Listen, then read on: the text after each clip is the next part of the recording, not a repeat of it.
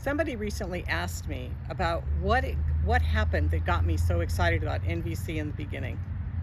And I'll tell you, I was at a class. It was my first NVC class.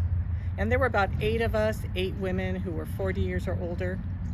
And the trainer asked us to talk about what is it we really want in our life? Like, what is the thing we want more than anything else?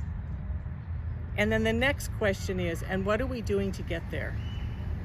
And I got this vision in my mind of, this is my needs. This is what I'm really trying to get to. And this is what I'm doing to get there. And the older I got, the wider and wider that gap got. And I just thought, oh, that is so depressing and yet so true. But then the trainer said, but wait, it's okay. Because what NVC does is it first of all helps you determine, what do you really want?